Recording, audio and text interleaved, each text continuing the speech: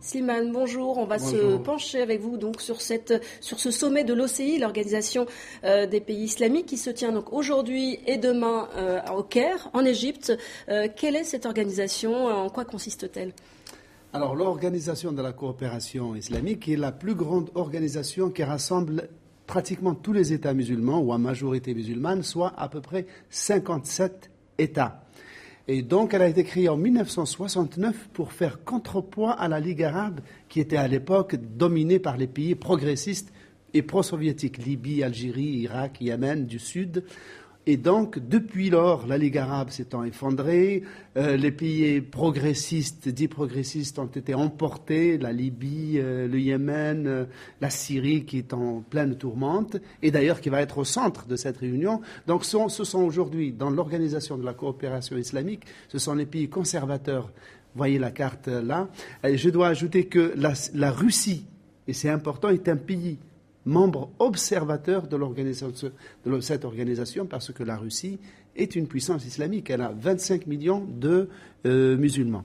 Donc les pays du Golfe, qui sont les plus grands financiers de cette organisation de coopération, qui fait des projets de développement, finance des routes, des hôpitaux, donc ce qui lui donne un certain poids financier. Elle est devenue aujourd'hui un champ de bataille entre les pro-syriens et les anti-syriens. Alors justement, qui s'affronte dans ces deux camps sur la Syrie?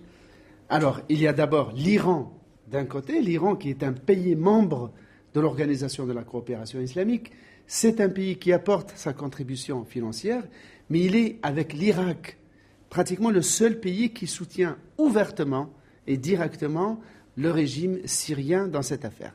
Il faut rappeler que la Syrie a été exclue l'année dernière de l'Organisation de la coopération islamique, ce qui ne s'était jamais produit avec aucun autre membre. Donc la Syrie est exclue et l'Iran donc vient défendre un pays qui est absent, qui n'est plus un pays membre. Mais l'Iran peut compter sinon sur l'engagement de certains pays, au moins sur leur passivité, comme l'Algérie, l'Irak, le Yémen. Tous ces pays-là voient d'un très mauvais œil la montée des djihadistes à l'intérieur de la Syrie. Quels sont les pays qui, justement, eux, s'opposent au régime de Bachar al-Assad, plus ouvertement? Eh bien, plus ouvertement, il y a l'Égypte, il y a tous les pays du Golfe, Arabie Saoudite, Qatar, Koweït, les Émirats, qui, eux, financent carrément, du point de vue humanitaire, les réfugiés syriens, mais aussi militairement et politiquement les insurgés syriens, y compris les djihadistes. Donc, l'Organisation de la coopération islamique est aujourd'hui complètement minée par cette guerre, par cette guérilla diplomatique entre l'Iran d'un côté, mais aussi l'Irak, et les pays sunnites conservateurs qui, eux, veulent, après avoir exclu la Syrie, veulent vraiment mettre au banc de l'organisation l'Iran pour son soutien au régime syrien. Merci beaucoup, Slimane Zeguedour, pour cet éclairage. Donc.